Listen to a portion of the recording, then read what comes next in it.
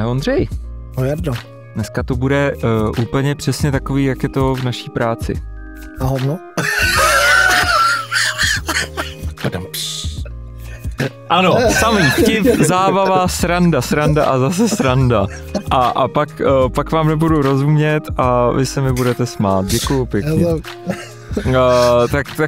Tak ahoj Karle. Ahoj Ondro, ahoj Jardo.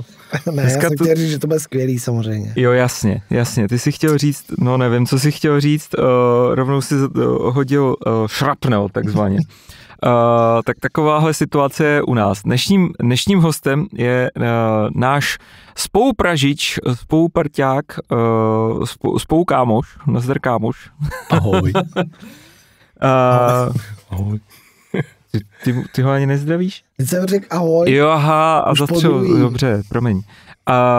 Karel Kožák přes 10 let v kávové industrii, sám sebe označuje za introvertního dobrodruha a z berounského barevného bufetu vedla jeho profesní cesta do libeňských Light Roast, odtud se přestěhoval do pražírny Respect Coffee a jejich kavárny Café Karvín a nyní je naším kolegou v Candy Cane Coffee a my jsme za to rádi. Ahoj Karle. Ahoj, potřetí, ahoj. No jo, prosím tě. Dobrý. Tak Karle, tak je to tak. Co? Už se holíš, Jindro. Ale. tak jestli jste potřebovali vědět, jak spolu komunikujeme v pražírně, tak je to v podstatě hlášky z Cimrmanů, hlášky z zmazaného Filipa, hlášky, samé hlášky, nikdo nám jiný nerozumí a takhle to tak je, že? Takhle to vlastně... Ještě k tomu teďka přibyly žhavý výstřely. To jo. To je pravda. Admirál Benson. Bez čepice. Teď jsem admirál. No nic, tak aby jsme se k něčemu dostali, k tomu podstatnému. Karle, ty jsi s námi v podstatě již přes rok. To je mazec. To je hustý. A to si... No právě. Od prvního první. Hustý. To je právě hrozně, to utíká. A což znamená, že vlastně na všech možných akcích můžete potkávat Karla. Mnozí se právě ptají, co děláte tady u té pražírny, teď vy jste byl tam u té pražírny a je to škoda, aby jsme vlastně tě takzvaně nesoficiálněli, abys nedostal své jméno, místo, čas, možnost se vyjádřit, jestli náhodou ti neubližujem v té pražírně. Řekni to, jen to řekni. Já nevím, jestli můžu takhle jako veřejně. Jako, no právě. No klidně řekni. Počkej, jak se zasnou kamery. Ano, chtěl jsem říct, že zajisté se ti u nás je takový to znamení jako... Jo, tak to je... Řekněte 52, pokud potřebujete pomoct. 52 stříbrných stříkaček. To jsem to říkal Kateřině teď, že až nás zastaví policajti a bude řídit, takže to udělám. Ten znak. To nemáš asi říkat veřejně. To pak, ale tak to se nikdo nedost. Policajti asi neposlouchají. Přesně. Asi ne. Kájo, takže dneska, nás by dneska strašně zajímalo strašně moc věcí. Protože my většinou prostě přesně trávíme čas tím, že si nikdy nic neřekneme a naše debaty skončí u přesně těch hlášek. Ano, a abstraktních termitů, ale nikdy se vlastně nedostaneme k tomu podstatnému. Což vlastně je záruka toho a ukázka toho, jak jsme zdravý kolektiv, že? Protože si prostě spolu bavíme, jak kdyby jsme se zdali od jak ti živa. A proto tě máme rádi, proto ty jsi známá, proto jsi takovej kámoš, protože prostě nám přišlo, že opravdu, i když si vás vlastně doplnil v nějakým jako 6,5 roku té firmy, tak to bylo prostě jak kdyby jsme vlastně jako tu firmu spolu takzvaně zakládali, jo? Že tam prostě ten start té spolupráce byl jako OK, tak já vám tady budu pražit a tady budu balit kafe a sem budu jezdit na festival. Ono totiž, ta industrie je tak malá, že ono se toho moc takzvaně nemění, ale opravdu za mě byl ten tvůj jako nástup prostě fakt, že jsem se prostě otočil a najednou si úplně existoval, fungoval na 300% a za to za mě hrozně dík. Nech mluví taky trošku. Dobře. Co si o tom myslíš? Já si myslím, že to je spíš tím, že v té komunitě spolu trávíme jako všichni jako dost času, takže to vlastně ani nikomu jako nepřijde, když se objevím jako v kolektivu a není to tak, že ta pražírna byla otevřená jako někým zvenku, nějakým člověkem, co vyšel obchodku a že prostě tak a teďka tady budu podnikat prostě. Mm-hmm. To je prostě jako otevřený jako lidma z toho prostředí, že se známe jako spoza barů, z festivalů a tak dále a tak dále. Takže já si myslím, že tím se vytvořil nějaký jako zdravější kolektiv, si myslím. Podle mýho. A co si o tom myslíš ty, Ondřej? Ano. Ano. Vážení přátelé. Ano. Ne, já si myslím, že má pravdu. Předsedo. Že má pravdu předsedo. Nevím, co si o tom mám myslet. A jak se ti tady s Karlem pracuje? S Karlem se mi pracuje dobře, no tak protože vidíš. prostě dělá to, co mu řekneš. Ne, já si dělám sandu. Další signál. Ne, dobře se mi s ním pracuje, protože prostě teď to zase vyzní blbě, ale jakože že když se na něčem domluvíme, tak to prostě děláme oba dva stejně. Víš, že jako to nemyslím, jako že by neměl mít názor nebo neměl tohleto. Naopak přichází ze spousty jakoby názorama nebo s nějakýma věcma na zlepšení nebo tak.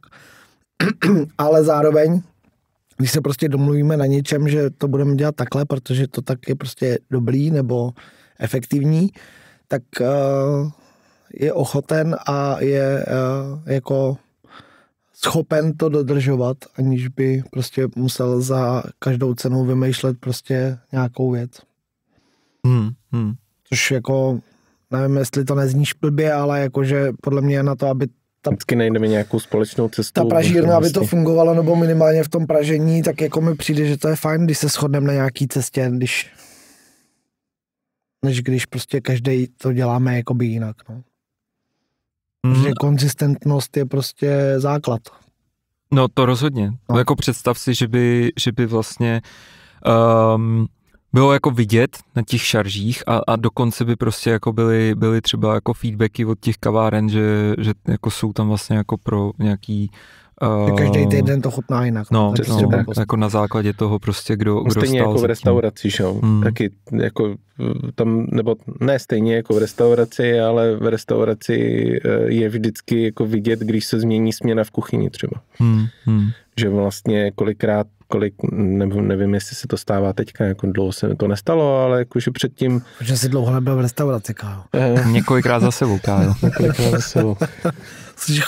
Ty stejný. Takhle, jo. Ty jsi, to je pro mě ale noční můra, jakože prostě vybírat si, nebo přemýšlet nad tím, kdo tam je teďka. Máš vole doma rozpis a děláš si křížky, který restauraci má kdo krátký, dlouhý, abys věděl, jestli to můžeš jít, nebo ne. Ano. No. Rozumím. A tak, aby jsme to zase... Ne jo, no, jakože, nebo, tak to, co umíme a známe, že jo. Taky jako nechcem chodit do kavárny, jako když je tam barista XY, protože od baristy XX ti nechutná kafe, že jo? Protože prostě má jinou senzoriku a ladí ten recept jako někam, kam ti to jako nechutná. A vlastně se a tohle je taková věc, která se děje jako nejčastěji a kterou sledujeme hodně, že prostě někdo z těch zákazníků nebo kámošů ti řekne, hele, já nechodím do kavárny na růžku, omlouvám se jakákoliv kavárnu, co se jmenuje té na růžky, protože když je tam Pepík, tak to prostě jako není dobrý, ale když je tam Anička, tak je to jako lepší, že jo. A vlastně tohle se nám prostě neděje a je to fakt super. Jakože že vlastně myslím si, že určitě každý z nás to snad nebudu mluvit za tebe, ale i včetně tebe, že jo, takže prostě člověk si tak říká, ty vrďo, jak vlastně jako zapadne do toho jako výrobního procesu ten jako novej prvek a bylo to prostě easy. Teď takhle, no nic, jdeme dál. No. Ale aby jsme se tak jako dostali na ty úplně nejsprávnější koleje, koukáš na First We Feast? First We Feast? Jo, to je tak jedí chili papričky. Tak to nekoukám. Dobře, tak nebudeme jíst chili papričky. Ale napiješ se kafe a řekneš, to je ale dobrý kafe. A schválně, jestli poznáš, co je to za kafe. Schválně. Má nalito a neřekli jsme mu, co pije. Ano. Je to Kenia. Jak to takhle poznáš? Podle toho. No hlavně podle aroma. Aha. To už tady bylo cítit, když jsem přišel. A je to super ovocný, sirpovitý, černý rybíz cítím, hořkost grepu do chuti. A to je tak nějak jakože nejcharakterističtější pro Keniu. Jestli jsem se splet, tak teda jako... Tak už nechoď zítra. Good job pro pěstitele, že jo? A je to Kenia, no. Je to Kenia. Dneska to všichni poznávají, to vlastně budou muset dělat něco. Nevím. Já mám zítra, příště udělám blend. A i hlavanku koupíme. Ne, to ne, já udělám prostě na blend. Palmovce jsou to. Pravda. No. Nic. Tak, příště to udělám těžší. Nečekaná reklama pro jinou pražinu. Ale good job, tyjo. Takže ty jsi přišel a už prostě v okolí této místnosti tak bylo cítit rybíz, nebo co jsi no, cítil? jenom v téhle místnosti. Dobře. Prakticky. Dobře. Je to malá místnost a tak. Ale ještě ti napadal nějaký jiný region, nebo prostě to bylo tak strašně transparentní, že to se nešlo splést? No nevím, jestli to bylo transparentní, ale jako dost mi to připomíná Keniu a nemyslím si, že bych jako řekl něco jiného. Zajímavé. Takže Kenia je tak specifická, že to dáš prostě na první dobrou. I když teďka poslední dobou náš Honduras, tak ten trošku jako Kenia voněl i chutnal. V určitých chvílích svého toho. Hustý. No a pak tady máme ještě dar od přítele Marka. Oranžové vynikající víno, které nám tady zanechal. Co tam cítíš? Jen tak schválně. To je co? Toho mučíme. Takovým vínem ho mučíme. Možná i bišek? Hustý. I bišek, pomeranč, mandarinka. Jo, možná. Jo. To mám taky, no. Jo. No. Když se to víc otevřelo, tak jsem tam třeba měl i bez. Když se otevřel ta lahev. Tak byla bez. Korku. Jak by se mohla ještě víc otevřít? No tak. A chuť? Chuť? Čeče nevím.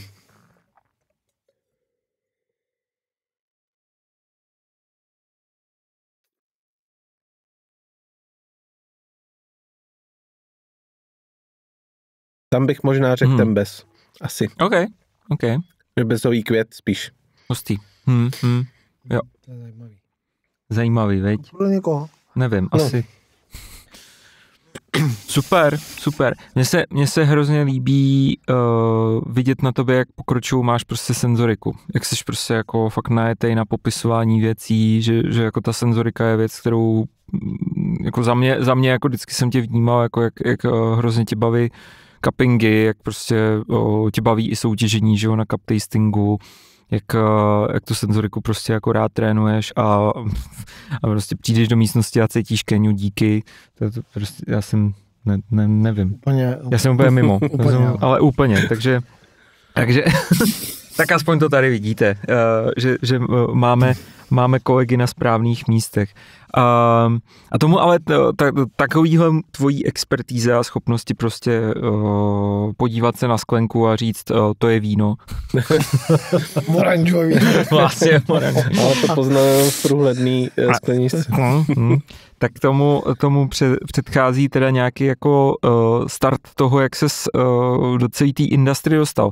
10 let, to už je nějaká doba.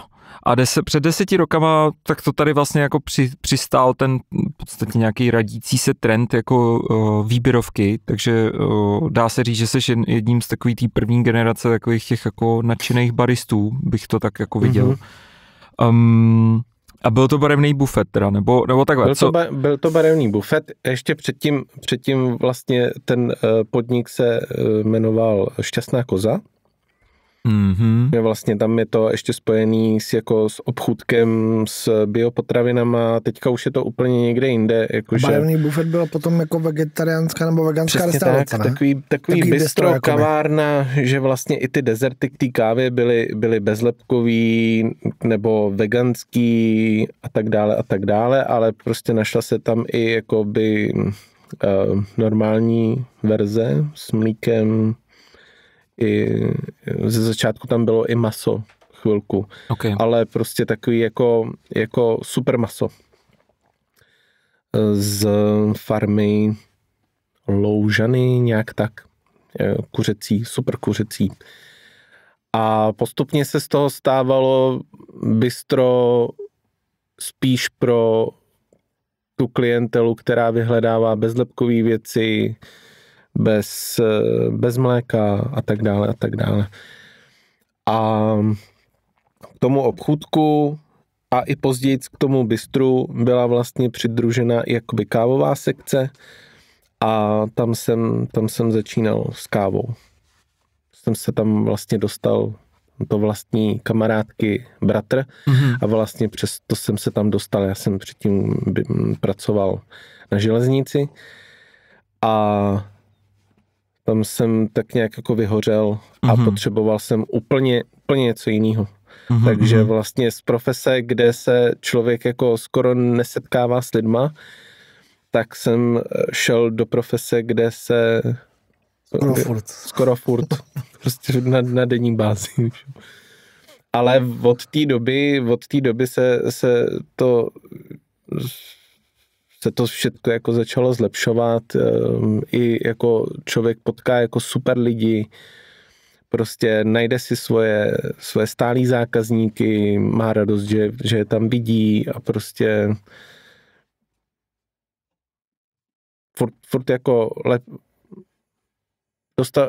dostal jsem se prostě do takové fáze, že prostě mě ta práce jako vybavila. Nejdřív to bylo jenom na zkoušku, na pár měsíců, a od té chvíle jako prostě jsem si říkal, jo, tak to asi chci dělat. A tak? Hned od začátku si tě pamatuju jako hrozně výraznou osobnost, hned jako v rámci třeba SCA, na festival, jak ses objevoval. No jasně, začal si prostě chodit na schůzky SCAčkový, chtěl si prostě jako pracovat na nějakým jako zlepšování té tehdejší situace v té výběrovce jako komunitně. To bylo jako, jo, a najednou jsem prostě věděl, jako, že tady je někdo, koho to hrozně jako baví a to bylo to jako pozitivní. Jako hrozně bavilo, jako prostě, že ta komunita je jako aktivní nějakým způsobem.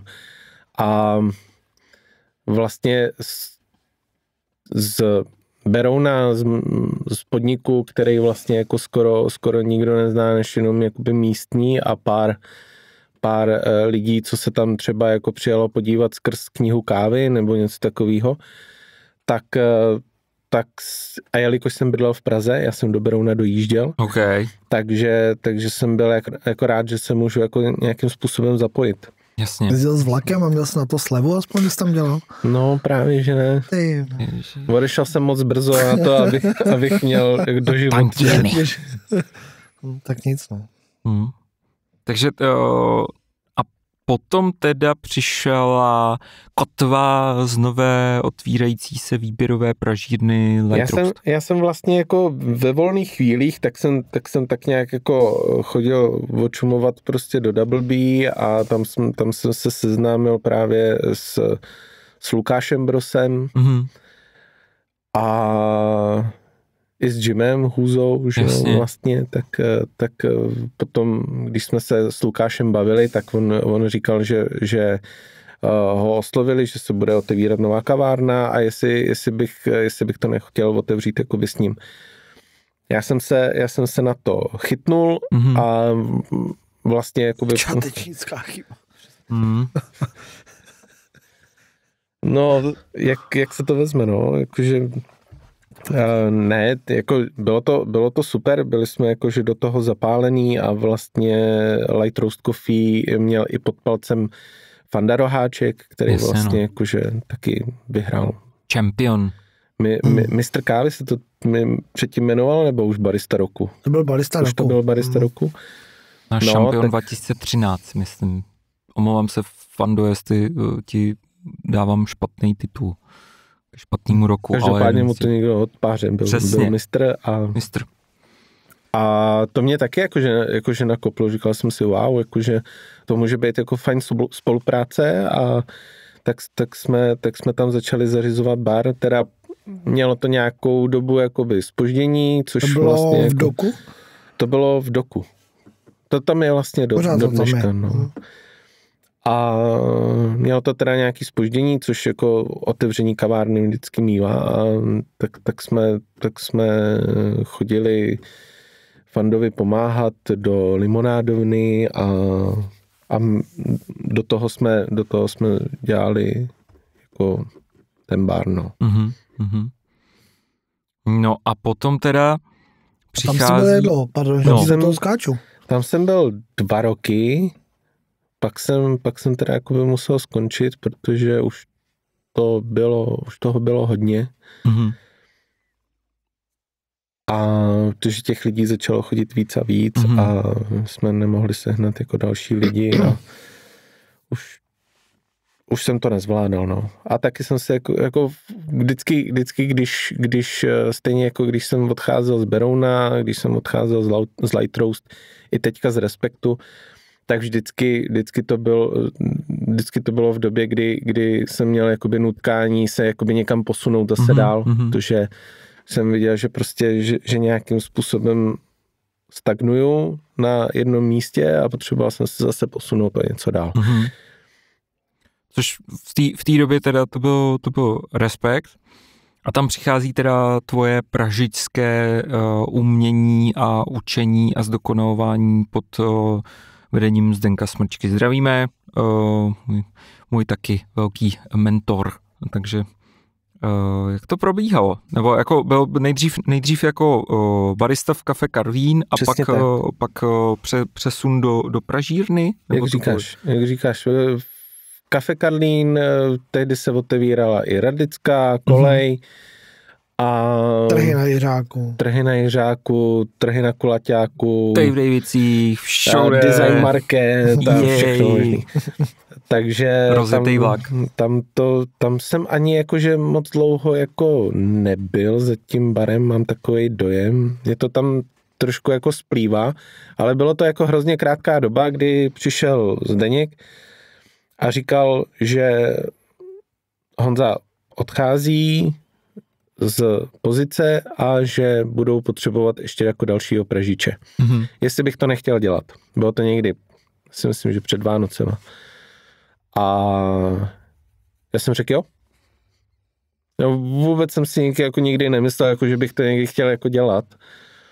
Nikdy jsem o tom nepřemýšlel, nikdy mě to, nevím, jestli mě to jako lákalo nebo to, ale ve chvíli, kdy jako řekli, jako, jestli bych chtěl, a já jo, my jsme mysleli, že bys si to jako chtěl spíš jako rozmyslet přes nějakou jako dobu, jako, že třeba do konce roku, že si necháš jako čas na rozmyšlení. Já ne. Jo. Já to, chci to dělat.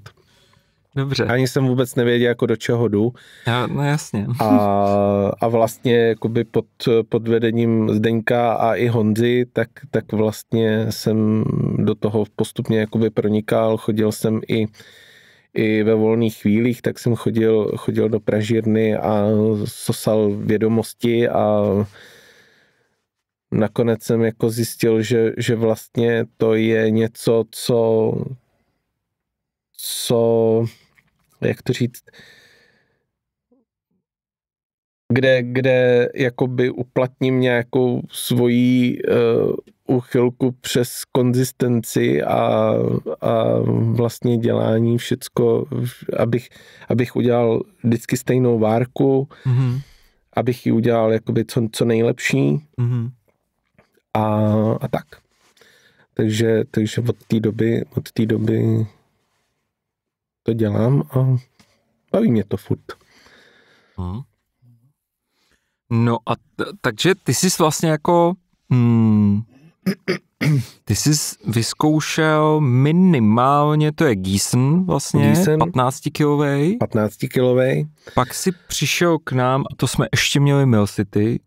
Je to tak? 22. Ano. A teď pražíš na Loringu na 30. Na 30. Přičemž Mill City a Gießen jsou klasický jako plynový vzduchový pražičky a Loring je ten indukční systém. Horkovzdušný. Ano.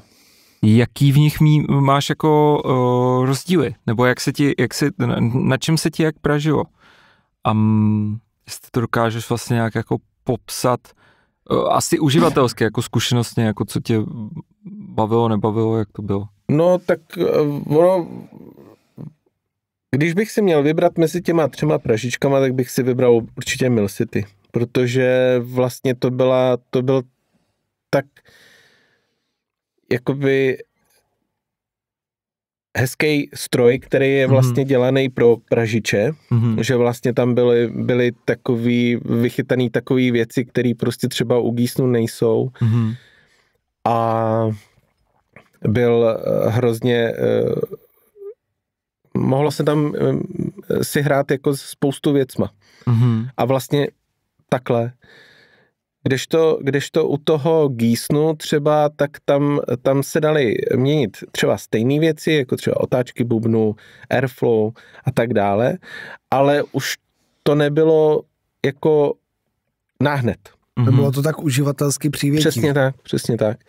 Že vlastně ta Mill City tam měla panel s budíkama, s tlačítkama a vlastně tam každý tlačítko mělo svoji funkci a vlastně stačilo jenom přehmátnout a prostě a bylo to. Kdežto ten Giesen, má takový ten ovládací panel, viď? Ten dotykový. Přesně tak. Tam se musí do menu a prostě tohle to změnit a prostě a má to delší odezvu. Okay. Ale jako zase na jednu stranu Giesen je srdcovka a mně se s tím pražilo celkem fajn. Člověk si tam vyzkoušel vlastně tu setrvačnost, když něco změníš, tak vlastně ono to má nějakou reakční dobu a vlastně tam se muselo ještě počítat prostě s teplem, který ta pražička vyzařovala z kovových částí, vlastně z litinového bubnu, z toho litinového plátu, který je vlastně vepředu našroubovaný. Když to u Mill City, tam ty plechy byly tenčí, ta reakční doba se trošku zkrátila, no a u Loringu to je během chvíle, šo. Tam vlastně... Tam není nic kovovýho. Tam není nic kovovýho, tam nikde není nic, žádnej tlustý plát, který je nahřátej a který to. Každá pražička má něco do sebe. S loringem jsem taky jakože spokojený, ten vlastně tomu pražiči pomáhá být hodně konzistentní, vlastně každou várku vlastně udělá konzistentněji, víc eliminuje tu lidskou chybu, že vlastně se tam, když by člověk minul teplotu, kdy změní plyn, tak vlastně ten loring to třeba jakoby udělá za něj a přesnějc. Ta Milcity byla mnohem zábavnější, dalo se tam víc věcí. Ten loring toho moc nedovoluje. Ten vlastně dovoluje jenom procenta plynu, když to tak řeknu. Ale díky tomu můžeme být jako efektivnější a sledovat třeba víc věcí a efektivnější, konzistentnější a tak. Hezky to říká, to řekl dobře, to je jako vlastně... Ale když bych si měl vybrat, tak bych se vrátil k Milcity, protože to bylo prostě zábavnější. S tím, ty taky? Nevím. To je zajímavý. To je jako hrozně zajímavé. Já bych třeba hrozně chtěl zkusit jako styl Milcity a třeba 70 nebo 90, něco takovýhle. Že jako úplně obrovskou věc. Think big. To už by byla ale sakra velká mašina. No to jo, no. Tak on i ten 70-kilový loring je docela velký, teda musím říct. Je, no. To už je lokomotiva. No a teď si představ, že máš prostě jako, že tam máš nasypaný třeba 2 pytle zelenýho a máš pod tím ty hořáky. To musí hrozná sranda. Co by tebe zajímalo ještě, na čem se jako zapražit, nebo jako co je takové ještě? Mě by zajímalo. Jako hrozně by mě zajímaly ty Typhoon, ale tam vůbec jsem jako nepochopil vlastně, jak to pracuje a to. A jenom horkozduch už, ne? No ještě tam má nějakou halogenovou tu... Tak to je něco jako Stronghold. Taky halogen a horký vzduch dohromady a moc to nefunguje. Mi přijde. Ale já si myslím, že u loringu bych asi skončil a prostě nechtěl bych vědět, co je za tou pomyslnou hranicí. Loring je super. Mě to jako baví. Jakože nějakým způsobem.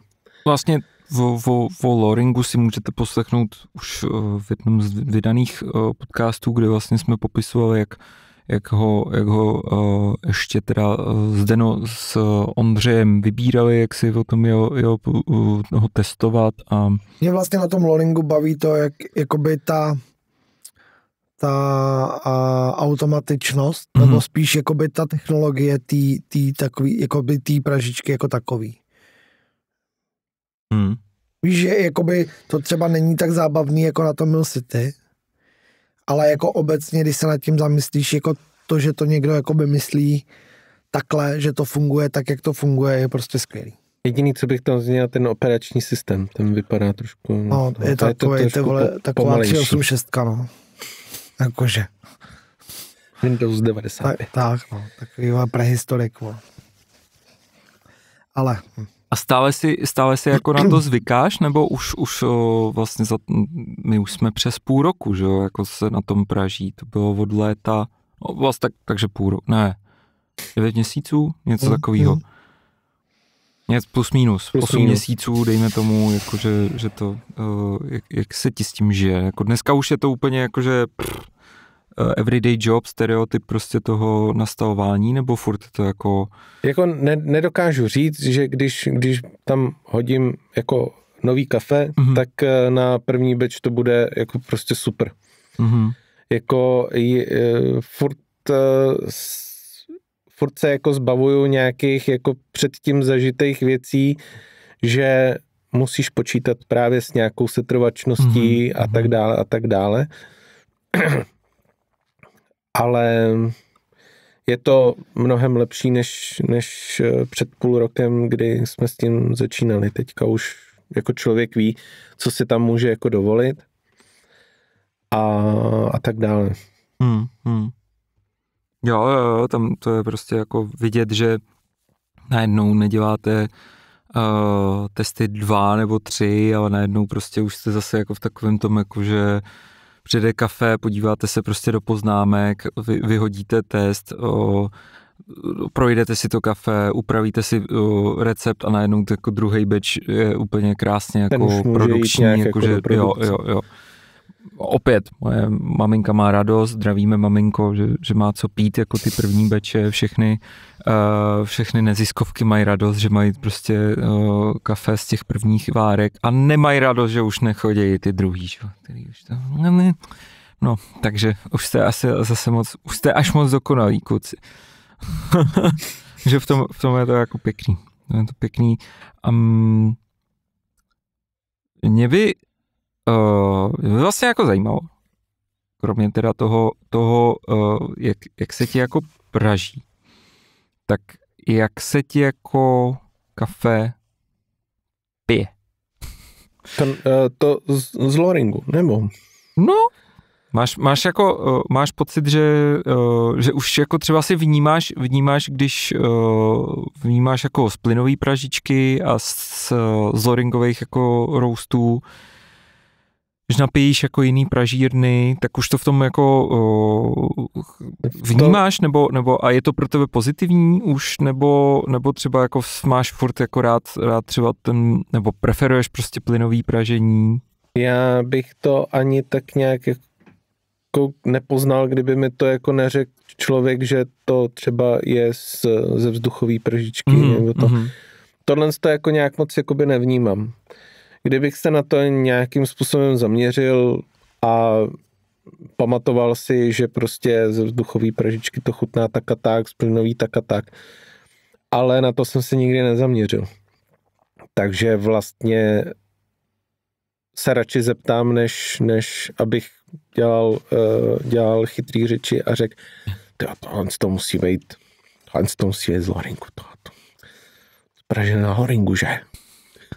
Ne, tak to na to si jako netroufám, nebo takhle, jako když bych se na to zaměřil a zapamatoval bych si to, tak asi bych to jako dokázal říct, ale nevěnuju tomu pozornost vůbec. Mm-hmm. A když přemýšlíš nad tím, jako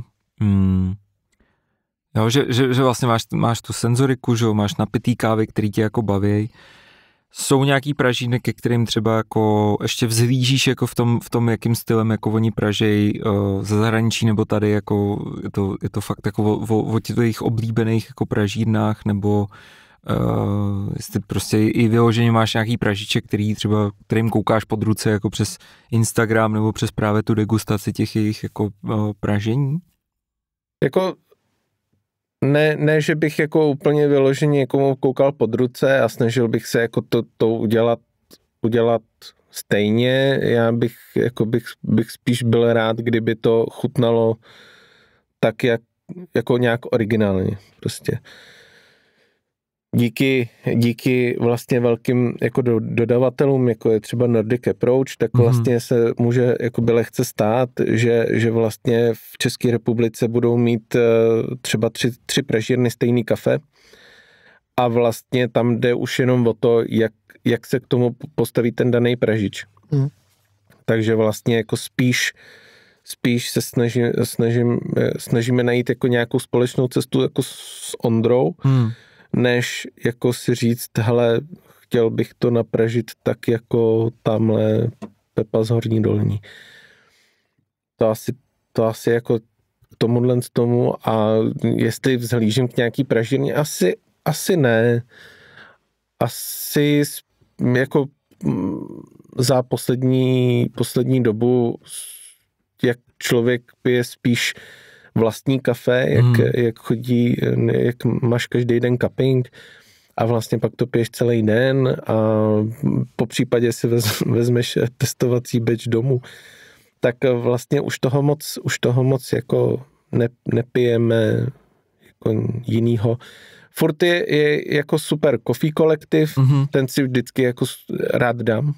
No, ale já si totiž nemyslím, no to je můj názor, jo. Ale já si nemyslím, že jakoby lidi, kteří jako tohleto dělají, to kupujou kvůli tomu jako love brandu, nebo to, že mají jako nějaký, jako že se jim líbí ten brand, ale jako že si to nekupují kvůli tomu, že prostě praží jinak. Že to jakoby podle mě jako nepoznáš úplně jakoby to pražení jako takový, ale kupuješ si to, protože prostě máš rád tu značku. Jakože u Coffee Collective nebo obecně? Obecně. Fakt? Ale ty, jakožto pražič? No. Nebo jakože, dobře, tak může to být, nevím, koupíš si nějaký jako anglický kafe, no. Protože prostě v celé Anglii se praží trošku jako jiným způsobem než u nás. Ale nekupuješ si tu pražírnu, nebo nekupuje, nebo já aspoň bych si jako nekupoval ten balíček kvůli tomu, že oni to praží tak, ale protože prostě mám rád jakoby tu pražírnu jako takovou. A nebo je vlastně ještě jedna možnost, že vlastně jako koupíš od té dané pražírny kafe, protože mají třeba jako zajímavý kafe. Jo. Že to není jako stylem pražení, ale je to prostě ale tím... zrovna nebo mají v nabídce něco, co třeba Nordic nám nenabízí. Rozumím. Když je nová odrůda, což je právě podle mě dobrý v tom, že jako u nás, jako v České republice, se může stát přesně to, co říkal jako Karel, že prostě třeba 3-4 pražírny budou mít jakoby stejný kafe, ale myslím si, že je mnohem menší pravděpodobnost, že to samý kafe budou mít jako třeba v Anglii. Okay. Víš, že prostě ten trh je jakoby trošku rozdělený, že Nordic to samý, co nabízí do České republiky, třeba nenabízí úplně jako do Anglie. Takže naopak právě můžeš ochutnat to. Ale zase na druhou stranu, když už bychom se bavili o tom stylu pražení, by mě vlastně zajímalo jako mít to samý kafe, co třeba má někdo v Anglii. Aby si vlastně mohl na tom samém kafi poznat, jestli ten styl toho pražení je jiný, ale to nevím, jestli se stane. Jo, můžeš mít jako pohled, nebo může ti to ukázat jako cestu, kterou ses mohl vydat, jako jestli to je jako... Či poznáš, jestli to kafe má třeba jiný potenciál ještě vlastně než jak to vidíš ty.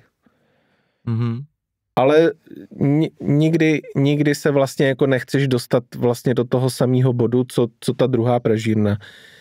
Můžeš si najít jako jinou cestu k objevení vlastně nějaký nový chutě, nebo prostě to, ale nevím, jestli se jako pražírna jako taková chce vždycky jako dostat do toho samého bodu.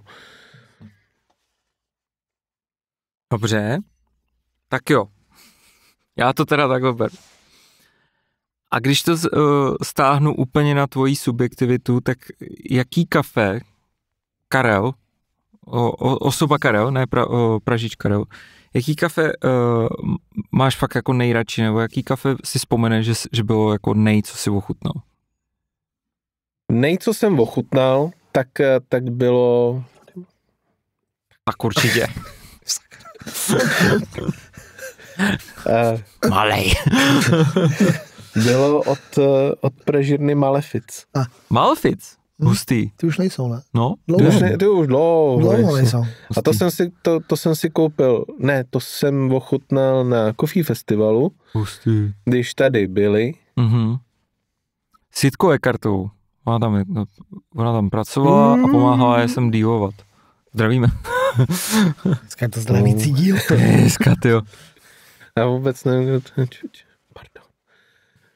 Ale Malefic Berlina. Byla to naturální Etiopie a ta si byla mega úplně, borůvková. Ale mega, to si taky pamatuju, no. To bylo ale tak to bylo skvělý ještě, kafe. Ale protože to byly ještě normální naturály. Jo, no. Tenkrát v té době. Ale to si pamatuju. A my jsme se byli podívat dokonce v Mnichově v Maleficu v té pražírně. Bylo to moc hezký. Jo, to je jako pěkně udělaný. Nebo? Jo, taková jako prostě takový jako minibar, takhle byl jako sezení, pak byly schody, tam byl bar a za tím barem byl skleněná ta jako stěna a za ní byla ta pražička. Bylo to hrozně pěkně udělaný. A druhý nejlepší kafe, co jsem měl, tak bylo v Amsterdamu a tam byla pražírna Head First Coffee. Mm-hmm. A ta už taky není. Je škoda, že... Zvláštní. Že ty dobrý to je nějaká divná korelace. Ale... Jakože co navštívil Karel, už neexistuje. tak to, aby ti nezačalo chutnat u nás, kamarád. Hustý, tyjo. A to bylo co teda? Jako, to bylo jako celkově jako ten styl té pražírny. Jsme tam strávili nějaký jakoby prodloužený víkend a byli jsme tam jakoby víckrát, takže člověk jako ochutnal víc filtrů, nějaký espresso, takže tam to bylo jako super. Mělo to i super vibe a to bylo asi tak všecko. Nic, jako pak vždycky, když ochutnám nějaký pink bourbon, tak je to jako vždycky fajn kafe. Cool. No, tak pijáka Karva, to jsme si popsali. Má rád víno, má rád kafe. A teď si můžeme popsat taky soutěžícího Karva. Ano, před námi nesedí jenom vynikající pražič, úžasný popíječ kávy a všech různých alkoholů a miláček a milních žen a podobně, ale ty máš za sebou vlastně soutěžní účasti a to v cup tastingu? Nebo jsi dneska už zkoušel i jiný věcičky? Já jsem se jakoby párkrát zúčastnil jenom Aeropressu, ale to jsem říkal, že vlastně to je vždycky tak Random věc? Random věc. Ne, jakože tam mi to nevycházelo, nebo jsem se neprosadil a ani ta částka nesouhlasí. Ani ta částka nesouhlasí a nějak jsem od toho upustil, takže jenom cup tasting a nevím, jestli jsem měl jako někdy tendence jít třeba do baristy nebo do Brewers Cupu nebo Coffee and Good Spirit. Poděj, to je super. Si myslím. To je tam ten chlast, co piješ, takže... Tam Ani ne. Ale jakože ten cup tasting mě baví v tom smyslu, nejenom, že tam jako člověk moc jako nemluví, jakože a máš jenom těch 8 minut. Jasně. Ale je to prostě soutěž, kterou prostě nevokecáš. Mm-hmm. No to se nesmíš. To nevokecáš, když tam nemluvíš. No. Ale máš 8 minut. Ale prostě nevokecáš ty skills. Jo. Jako ty senzorický. Že jako teďka co byl vítěz z Bindia, tak vlastně ten jako držel nějakou dietu, jsem slyšel, a prostě musí se na to nějakým způsobem připravit. Jasně. A během těch 8 minut prostě vlastně ty nevíš, do čeho jdeš a vlastně oni ti to vždycky každý kolo udělají těžší. Mm-hmm. Takže vlastně ty se na to jako 100% nemůžeš nikdy připravit. Můžeš držet nějakou dietu, můžeš si dělat tréninky cup tastingu, všechno tohle můžeš jako předtím podstoupit, ale na té stage tak vlastně nevíš. Nevíš, co máš v těch miskách a prostě jedeš. A za 8 minut to musíš prostě dát. To je jako, no je to skvělá soutěž. Jako mně se to hrozně líbí. To taky líbí, ale od té doby, co tam se přihlašuje 60 lidí, tak už to zase tak skvělý. No, to je prostě jako na celý den, co? No to je to těžší, že jo, jakože ještě. Jo, no, ale... Jakože porazit ty další, protože zase nevíš, jaký proti komu stojí, kdo proti tobě stojí vedle, že jo? Dobře, no. Proti tobě vedle. Pak zleva. Labuť. Zprava. No. Takže to mě jakoby baví a každý má prostě svoji disciplínu. Někomu sedí ty krafací. Přesně. A někdo si to radši oddře doslova a do písmene. Tak každý si to oddře, ale jako mám favorita tu soutěž a jakoby baví mě i ta příprava, baví mě i vlastně ta soutěž samotná a vlastně i ty dva pánové, co to dělají, tak jsou jako mega vtipný, no. Ty jsou mega vtipný. To jsou ty Maďaři, no. A ty už to dělají, já taky jako tak 20 let, ne? To jo, no. A ty to prej dokážou udělat i pro víc než 100 lidí, říkali. To je mazec. To je hustý. Jděte na cup tasting se podívat. Ty se teď zrovna připravuješ, já jsem tě pár dní zpátky viděl, jak trénujete ve Vancipu s Vancipákama, takže to je jako, tak držíme palce. Děkuju. Samozřejmě už jsi na dietě, že jo? Samozřejmě. A žádný slaný a tak. Žádný kořeněný věci. Nic. Prostě jenom suchar a vodu. Suchý rohlík. A mekáč dneska na oběd. Ne. A jak to funguje? To je tak, že ty vlastně uděláš 2 termosky a pak je možný je pro to, nebo... Ty uděláš 3 termosky a vlastně pak je mezi sebou jakoby namícháš. Okay. Vlastně, a pak 2 skupiny zopakuješ. Vlastně máš 8 skupin se 3 šálkama a vlastně vždycky jeden z toho je jiný. A toho musíš poznat. Takže pořádá to vlastně Nastia z Vancipu. Vždycky každý pondělí jsme si řekli, že bude trénink a snaží se to teda udělat fakt jako co nejtěžší. Jako že třeba klobouk dolů přední. Že je to stejný stát dokonce, nebo? Třeba. Nebo je stejný to region. Stejný kafe, akorát prostě až tak. Jinak. Třeba teďka jsme měli stejný kafe. Ve všech 3 termoskách. Akorát tam byl třeba rozdíl. Jako rozdíl pár gramů jako ve vstupní. Pauze. No. A dalo se to? Dalo se to. Hustý. 8 z 8. Cože? No tak to je... To mám v kapse.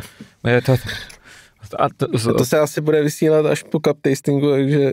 Nevím. Kontumační vítěz prostě. No tak to je hustý, to je dobrý. Tak držíme teda palce. No ale i když teda ty jsi rozhodl jako, že nebudeš zase v tolika jako disciplínách soutěžit, tak zase ale stejně to soutěžení tě baví teda z té druhé strany, a což znamená, že už několik let porotcuješ, když je ta příležitost. Párkrát jsem tam byl, no. Technický. A tak když to musí být. Košilce. Technickýho porodce? Postávám, když někoho potřebuji. Už má vlastně i tu vysačku jenom bez toho jména, jenom čeká a jde okolo. No tak když už jsem zde, tak dějte se. Máte štěstí, že máme zástěru zrovna. Chodí potom Liberci s těma deskama.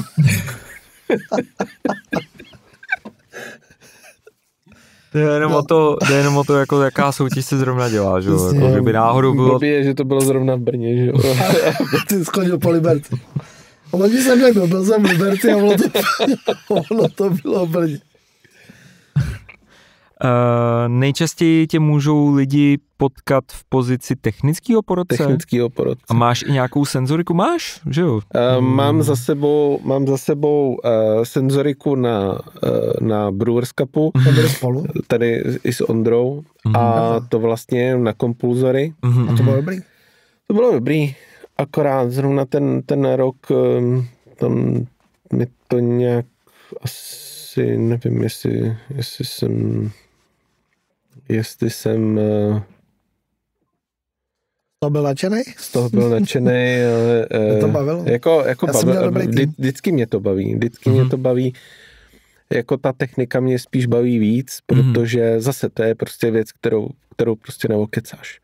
Jo, že nějakým způsobem mi ta senzorika, ne, že bych jako to chtěl nějakým způsobem jako nějak srážet, nebo jako prostě to, jako klobouk dolů před senzorickýma projdeš dlouhým briefingem, ale přesně furt je to subjektivní věc. Jo. A je to, pro mě je to něco tak jako hrozně abstraktního, že ta chuť a ještě když toho člověk vypije litry. Ale prostě na té technické věci, jakože prostě koukáš... Když je to křivě, tak je to křivě. Je to křivě, tak je to křivě. A to je, jak říkám, je to prostě věc, kterou neokecáš a kouknu a vidím. 8 řádek vlevo dole. 8 řádek vlevo dole, to je tady. A tak, to mě na tom baví jako nejvíc. Asi.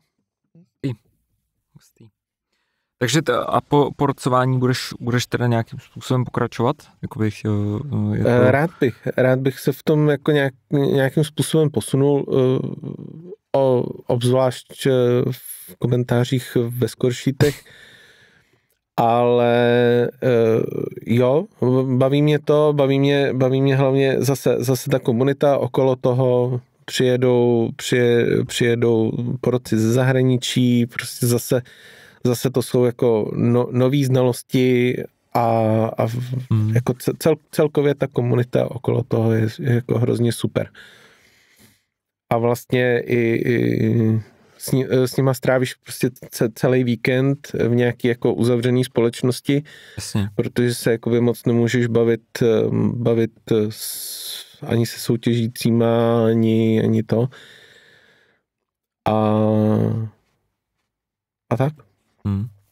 Což teďka bylo jako docela těžký, protože jsme to museli nějak skorigovat s Nasťou, takže ta soutěžila, takže jsem se spíš přesunul jako by k té podpoře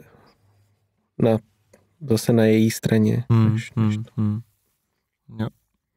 No a dá se říct, jakože dokážeš si představit, že by si třeba udělal tu světovou certifikaci a jel se podívat na světový jako mistrák, nebo jakože by tohle mohl být nějaký tvůj jako profesní sen, vrchol, nebo jak vidíš jako svůj profesní vrchol, sen? Ano, jednoduchá otázka, že? No. Kde se vidíš za 5 let? Kde se vidíš za 5 let? No, to je právě jako docela dost těžká otázka, protože já nejdu jako za nějakým velkým cílem, já prostě vždycky se snažím nějak jako posunout v reálném čase nebo v nějakým jako kratším horizontu. A vždycky si dávám jako spíš menší cíle, než prostě nějaký jeden velký cíl, za kterým jdu prostě třeba celý život. Takže je to spíš série nějakých menších... Takže třeba ráno staneš, dojdeš do práce. Přesně tak. V pokročilém věku už to bude tohleto. Povídej mi o tom. Stal jsem.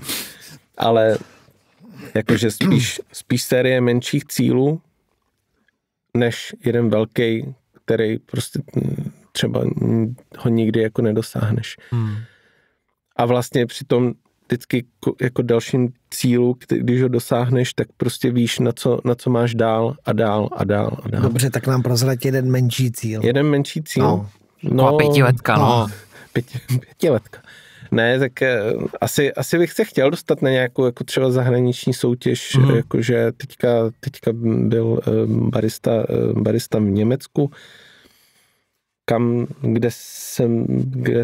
kde Jim říkal, že by potřeboval, že by tam potřebovali lidi a nějak jsem to odmít, jakože v tu chvíli to není jakože nějaká jako priorita asi a takže nějak bych se tam chtěl dostat do zahraniční soutěže. To je super, to prostě jako přináší nějaký ale co já vím, já jsem prostě nemám škol. Nemám. To je hezký. Tak v tom ti držíme palce. Dobré to. No a samozřejmě jedním z tvých profesních vrcholů je být součástí mladé, ambiciozní a progresivní pražírny a kolektivu, že ano? Mhm. Ondra se na to netváří. Já moc nevidím tu progresivitu tam, ale... A tu mladistvost kolektivu? No, tu taky, no, ale... To je v hlavě vždycky. Že? Ano, ale progresivní bych, nevím. My jsme progresivní. My jsme šnečím tempem postupujeme. A tak jako není kam spěchat, že? Přesně, spěchej pomalu. Nic ti neuteče. Ne, já to jako nemyslím ve zlém, jenom jako, že jako... Že mezi všema štikama my nejsme... Že mi nepřijde, že bychom jakoby přicházeli s nějakýma revolučníma jako třeba receptama, víš, jako nebo něčím, že mi přijde, že jako jsme docela konzervativní na to, že jsme jako relativně nová pražírna. No, to je hezké, nová. To je filozofické téma. 7 let už je docela slušná částka. Dobře, no, ale... Ono to bude už 8, kamaráde. 8. Za chvilku je to 10.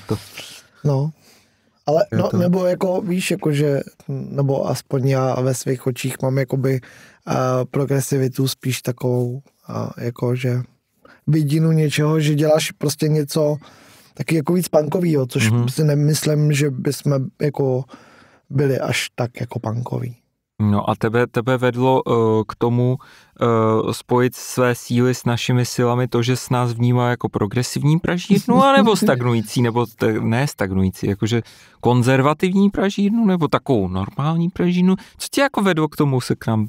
Ne, mě vedlo spíš, že jsem viděl Candy Cane jako dost jako funkční firmu s nějakým jakoby, jak to říct, nějakou jako hodně aktivní firmu,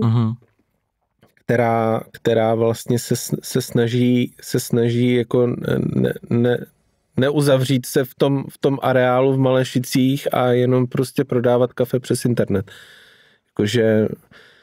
Jakože se spíš ukázat, edukovat lidi a tak dále. Jakože prostě ne stagnující právě. No a pak u nás začal pracovat, bohužel. No. A od té doby jsme se neposunuli. A od té doby mu spadly růžový brejle. Ne, to je hezký. No, já si dělám srandu. A tak vidíš, ale ty se nevnímáš a on tě vnímá. Ne, počkej. Ale já se nebavím o tom, že jsme stagnující. Já jenom říkám, že jsme jako konzervativní v té myšlence, ale ne, že bychom se neposouvali. Tak ono jako, když že se... Jakoby, já vnímám, že se posouváme dopředu, že jakoby děláme nějaký věci, jako pořád, že myslíme na to, co budeme dělat za rok. Ale když máš zase nějakou jako základnu v té konzervativní části. Ale myslím, já vnímám progresivitu jako to, že bychom prostě začali dělat prostě plechovky s kafem, ultra barevný, nevím, nesmysly. Jakože takhle to myslím. Víš, že jakoby se držíme jakoby konzervativnějších obalů nebo jakoby toho stylu, jak to prodáváme. Ale zároveň jakoby nestagnujeme, tak to myslím. A na druhou stranu, ale vem si, že děláme teď třeba jako kapsle a děláme dripy. Jakože dripy, já chápu, možná jsme v tom tak kapsle jako interně. Ty už tady byli před náma ještě. Tak jako kdo začal první? April a Kolona? Jakože kdo to začal Kolona, první? Kolona byl první, no. Ne, já myslel jako, že ten styl kapslí, že už tady byl jako hodně dávno. A trip dripy, což znamená prostě jednorázový sáčky, ve kterých máte předemletý kafe na filtr, vy si to prostě vezmete například na Mont Blanc, že? Ano. Ale tam si vzal vlastně Outlin, ten na kapsle, ale můžete si vzít prostě jako na cesty, že jo, a sem se vracíme, dostáváme se k tvým koníčkům, Karle, samozřejmě, můžeme probrat turistiku. Když jdeš sám na když jdeš sám nahoru někam. Když jdu sám nahoru, tak vždycky nejvíc jsem to potřeboval, když jsme měli jako cestu do Švédska, do Norska. Do Norska tam jsem to začal jako řešit nějak víc a už v té době jsem si nějak jakoby pohrával s myšlenkou, co si takhle jako namlít a vždycky jako do takových těch čajových sáčků a nechat to prostě vylouhovat jako čaj. Jasně, no. Ale já nevím, nějak to nefungovalo. Takže tam jsem dělal prostě velký jakoby cupping. Takže jsem prostě do velkého ešusu dal třeba 4 lžíce nemletýho kafe, zalil jsem to, pak jsem sebral tu pěnu, rozdal jsem to do plecháčku a zbytek jsem vymyl, že jo, ale jako mít tehdy tohle to jsem za vodu. To je progrese. Dobře, to je progresivnější věc, dobře, uznávám. No, kdyby ho měl v Norsku, nemusel dělat kafe do ešusu. Ale dělat kafe do ešusu je skvělý. Akorát to neříkej našim zákazníkům, jinak nebudou kupovat tripy. Ale... Jako nebylo to ideální, ale... Přesně. Kdybys tak měl jednorázový sáček. Přesně, kdybych tak. Kdyby to tak měl. No ale... No počkej, a zachránilo mi to docela i jako ráno teďka v Rakousku v hotelu, kdy jsem si jakoby mohl požádat jenom o konvičku horký vody a to takhle zašolichal u stolu a bylo to. No vidíš, progresivní. Takže to se ani netušil, když si to se rozhodl spojit síly s naší firmou, jak budeme jednou progresivní, že ano. Tak to je hezký. To je hezký, že máš takovýhle pocit a ty jsi vlastně jako hrozně inside, že to nevidíš. Dobře, no. Takže to je docela to. No a máš pocit, že to jako že se tenhle ten tvůj pocit z té firmy naplňuje, nebo naplnil, nebo si prozřel? Já si myslím, že to jako 100% jako naplnilo moje očekávání, že jako není to úplně jako že bys byl na roztrhání každý den, že bys jako teď musíme jet tamhle na tu akci, teď musíme jet tamhle na tu akci. Dává ti to nějakou jako svobodu a nestresuje tě to, že bys musel jako každou chvíli jako něco vymýšlet, ale máš klid na to něco vymyslet, prostě udělat cupping tamhle, jet na přednášku tamhle, nebo máš akce od SCAčka, kde vlastně si uděláš stánek, zase potkáš nový lidi a tak dále a tak dále. Jo, jak vlastně občas mě, jako toho je osobně jako za mě, vlastně že jako potřebuješ jako vyjet někdy jakoby ven a vidět nějak jako, že od tebe mají jako lidi zájem a že vlastně mají radost z toho produktu, který ty vytváříš, jo. Já trošku přemýšlím nad tím právě, jako, že někdy přemýšlím, jako, že bychom teda někde ještě mohli být, ale zase z druhé strany prostě mi přijde, že je taky dobrý udržovat ten náš work-life balance, jo? Že prostě, že opravdu vem si, že tyjo, v pondělí až pátek opravdu kor vy dva jako se střídáte jako za pražičkou za vlastně výrobním pultem. A pak bychom ještě prostě měli trávit jako víkend někde prostě na festiáku, to bychom se z toho jako, dlouho bychom to možná nevydrželi, možná bychom zase vyhořeli. Nebo něco to je takový. Jedna věc a zase za další věc je, že přijedeš třeba na festiák, který ti to může jako znechutit, víš, třeba zase. No, a to jsou všechny. Ne, pardon. Zdravíme všechny návštěvníky festivalu a organizátory. Oni se na začátku smál. A teď si vole propálil tohle, jo. Dobře. Ale máme rádi všechny festivaly a obzvlášť ty, které proběhnou tento rok. Jako samozřejmě, že je to náročný. To opravdu ne.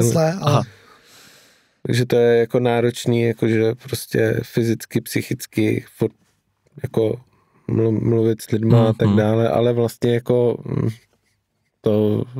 to k tomu patříš, jo. Jo. Mně se třeba líbí, a to je věc, co jsme si teď otestovali nebo vyzkoušeli, že jo, spolu, že jsme si udělali takový jako workshop, jakoby kafe nebo vybírá se kafe až po tu chvíli, kdy se jako upraží, nebo jakým způsobem se dělá právě takový jako úprava těch profilů, že? A tak jsme si tam jako předali slovo a byl to jako hrozně příjemný čas. A myslím si, že třeba jako naši klienti by klidně takovýhle workshop prostě mohli si s náma jako vyzkoušet, takže bylo fakt jako pěkný si ho i pilotně takhle jako společně zkusit. A tam přesně, tam jsem taky jako prostě byl jako moc rád bylo vidět, jak jako intenzivně ti ta látka zajímá, jak prostě to dokážeš popisovat. Prostě Ondřej, už jsem ti vyměnil, mám novýho kamaráda, který se mnou určitě bude jezdit. Ale to jako chtěl to, tak jezdit na všechny akce. Se stačí říct. Tak to tak. No mám tady takovou hezkou otázečku, co u nás máš rád? Jsem se tě chtěl úplně zeptat, aniž bych tě do toho mučil a mířil na tebe pod tím, jako Han Solo. Mířím na tebe blástrem pod stolem, vůbec si toho nevšímej. Nevím dál. Společné vybírání v oběru. Co si dáš? Co objednáme? No, tak to je dobrý. Ne? To je dobrý. Jo, ne, to je fajn. Jako vždycky jako tu možnost prostě jakoby vyjet a bejt prostě třeba jako jinde než v pracovním prostředí. Jo. Jo, jakože že když se jede prostě na festival někam do jiného města, do Liberce, kde jsem minule chodil s těma deckama, a ono to bylo Brně. No. Tak vlastně jakoby vystoupit zase jako z téhle jako zóny a bejt prostě jenom jako parta lidí, co prostě jako spolu tráví někde jakoby víkend a sranda. No jasně, změní se prostředí a změní se takovej ten já vím, že vy ho potřebujete, protože jinak byste to neupražil, že jo? Ale takový ten stereotyp, jako toho prostě, že jako přijdu do práce a teď tady mám před svou 8 hodin, kdy prostě se potřebuju soustředit na batch, nebo prostě balení a tak. Tak jako když z toho vypadne, že jo, a najednou jako zažívá, že jako jo, jasně, my jsme všichni v pohodě, jenom prostě v té práci občas, že máte sluchátka, člověk je soustředěný prostě, nebo jako, já nevím, třeba se špatně vyspí zrovna ten den, ale prostě jako ten pracovní týden je prostě jako striktně daný, že vlastně tohle to tam děláš. A ten víkend, kdy prostě sice je člověk v práci, ale je nějakým způsobem uvolněnější. Takže vlastně jako to mě tam jako na to nejvíc baví, a nebo jako prostě co si dáš, tak já to objednám.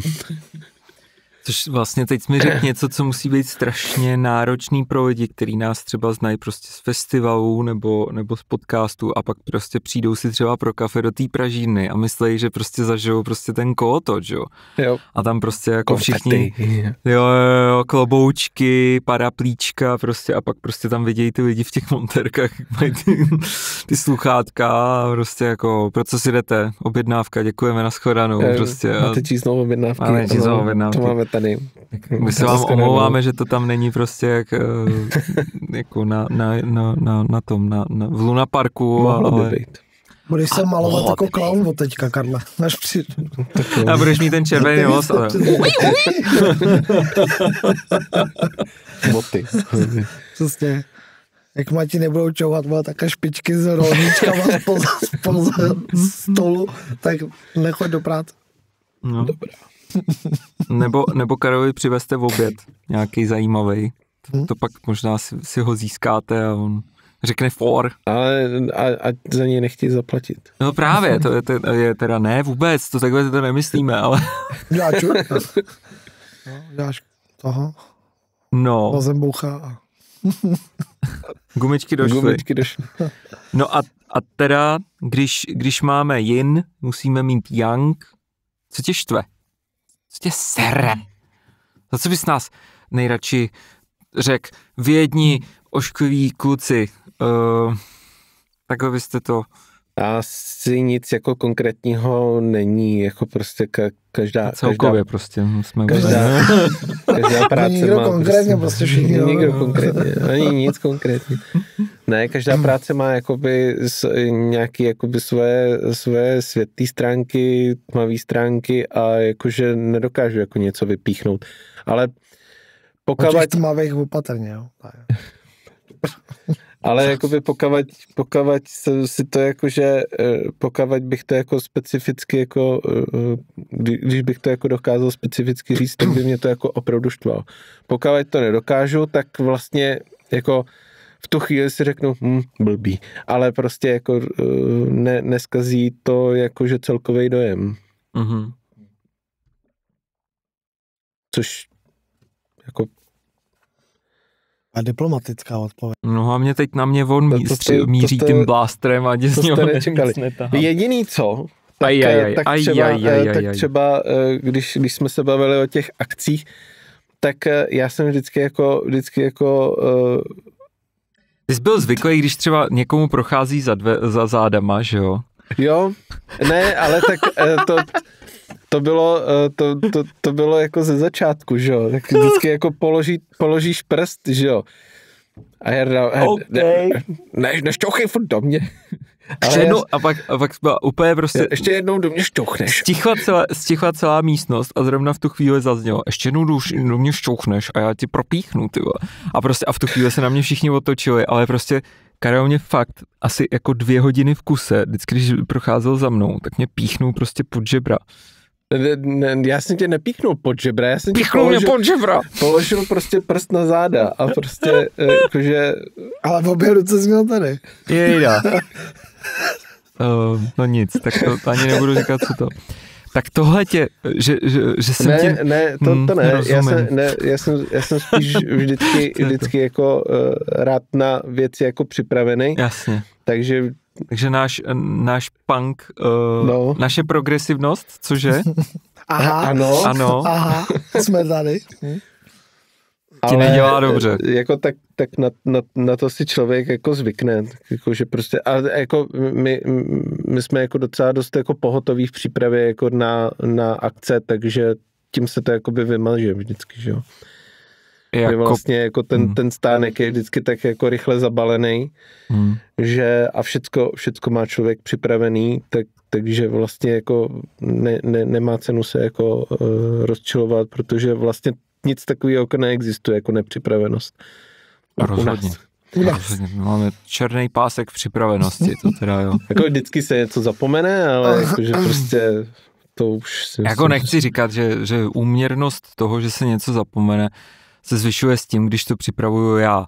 Na to rozhodně nechci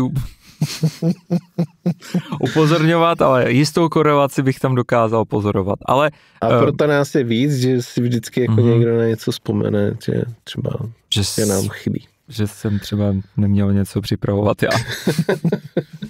Ale lepším se. Moje seznamy jsou delší a delší a věcí chybí míň a míň. Dobře. Co je? Nic. Jsi vogo v Liberci. Dobře. Dobře. Děkuju, doktor. A tím bych to uzavřel, Karle, 2 věci, co tě štvou, jsou spojené se mnou, děkuju pěkně. Ale já jsem neřekl, že by mě štvalo to, že jsme se neshodli jakože na té akci, ale to bylo takový jako neprobádaný místo. No, protože jsem byl novej, že jo. No, teď v pořádku.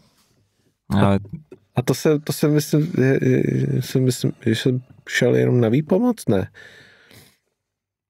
Člověče. To už bylo v době, kdy už jsem nastoupil? Vystoupil. To je otázka. To je otázka, člověče, a já si myslím, že to už byl nový rok. Jo. To už se byl oficiálně člen týmu. No, tak to prostě byla jenom nováčkovská chyba. Mladická nerozvážnost. No, a nebo takže jako vlastně jako taky není se na co zlobit. Že? Po 7 letech v Pražíně můžeš dělat nováčkovské chyby při každé přípravě na nový festival. To se smí. Ano, protože každý festival je unikátní. Aha. Přesně tak. Takže to je... bys potřeboval na každý festival jiný druh toho. Protože se to, jiný druh seznamu. No to jo, no. Protože se to málo opakuje, ty festivaly. Takže... No to jo, no. Třeba 7 let v kuse, že jo. Úplně ty samý, že jo. Dobře. Já se nad tím zamyslím. Můžeme se o tomto debatovat, nebo... Po mně někdo může třeba překontrolovat ty věci. Zůstaň svůj. Děkuju.